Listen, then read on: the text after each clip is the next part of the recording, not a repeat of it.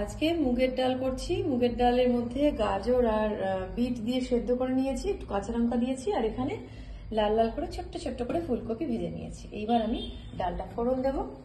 প্রথমে দেব একটা তেজপাতা, কিছু গোটা জিরে, আর কিছু শুকনো লঙ্কা, আর গোটা গরম মশলা।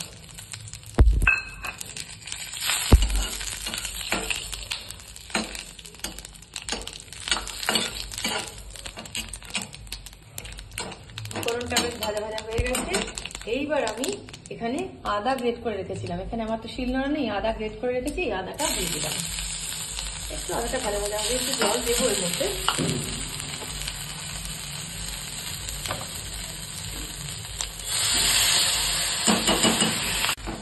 আদার কাঁচা গন্ধটা চলে গেছে। এবার আমি একে একে ড্রাই স্পাইসেস দিয়ে দেবো।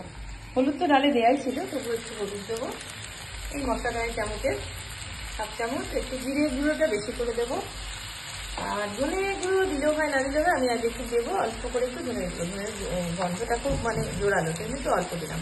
আর কাশ্মীরি লঙ্কা গুঁড়োটা 1 চামচ ভরে ভরে দেবো। ব্যাস, এইবার মশলাটাকে করতে থাকবে, কিন্তু ডালের জলটা দিয়ে দিয়ে করছে।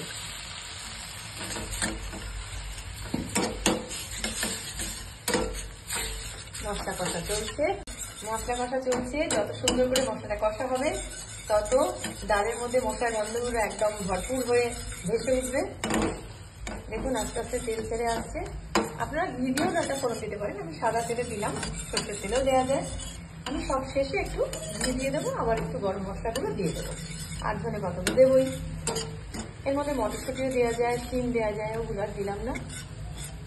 গাজর, বিট আর ফুলকপি দিচ্ছি। আর দেখাচ্ছি মুগের ডাল, সবজি দিয়ে ভেজ ডাল যেটা বলে।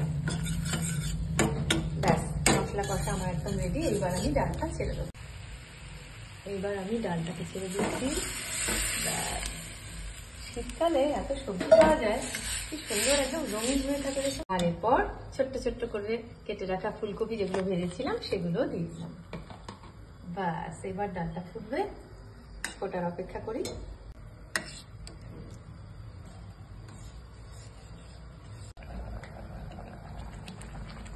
ডাল একদম টক টক করে ফুটছে, দারুণ।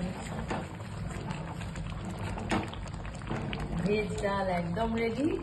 এবার এর উপরে একটুখানি ঘি দেব, ব্যাস হয়ে গেল।